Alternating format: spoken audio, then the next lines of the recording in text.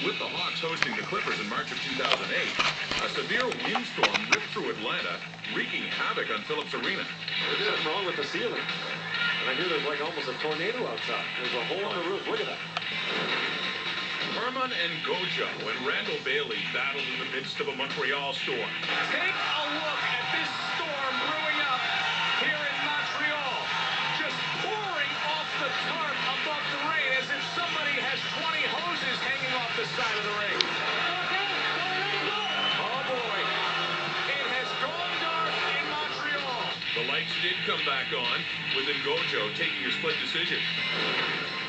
April 7th, 1977, in sub-zero and snowy conditions, the Toronto Blue Jays played their first game in franchise history at Exhibition Stadium.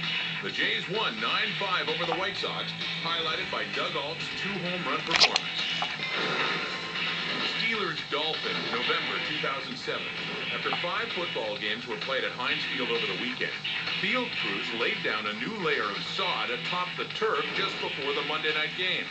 However, after persistent rain in Pittsburgh, the new sod didn't last.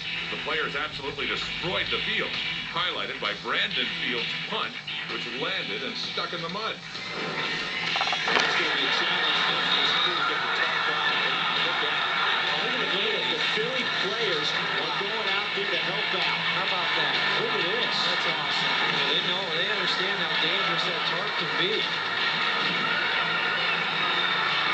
A couple of the umpires are out there helping out. 1977 Grey Cup in Montreal. Eskimos, Alouettes. The turf completely frozen. Tony Proudfoot borrowed the technician's staple gun and stapled the bottom of his shoes. By halftime, almost half of the Owls had done the same thing, and it certainly seemed to help. Montreal won easily, 41-6. Strong winds have been known to hamper field goal tries in the past. In particular, during this Niners and Bears game, when Nathan Vasher returned a missed field goal all the way back for a touchdown. But just last year, wind gusts of up to 75 kilometers per hour bent the goalposts at Ralph Wilson Stadium in Buffalo before the game. Then during the game, ground crews had to come out again and re-level the posts, while Ryan Lindell and Steven Gostkowski had field goal tries turned back and sideways by strong winds. Look at the water rushing into the dugouts. The Rockies dugout, I was not exaggerating when you heard me say this earlier.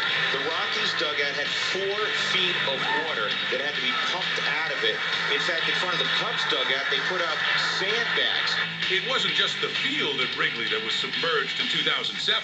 Even the concourse took the plunge. Fog also has a history of causing problems. Game 3 of the 1975 Stanley Cup Final between the Sabres and Flyers had to be delayed several times because players could not see halfway up the ice, with ice level temperatures soaring to 30 Celsius. Despite that, the Sabres sent their fans home happy with an overtime win. And then there was the infamous Fog Bowl, the 1962 Grey Cup in Toronto. The Blue Bombers and Tiger Cats could barely see a thing, causing the last 10 minutes of it to be played the following day, with Winnipeg coming out on top 28-7. 1982 Dolphins Patriots, a game known as the Snowplow Caper. The visiting Dolphins with a chance to score, but the snow wreaked havoc in Miami's footing. Patriots coach Ron Meyer looked for an advantage. He sent a stadium worker who was out of prison on a weekend pass to clear a spot. The clean placement helped produce the only points of the game. SportsCenter Top 10 is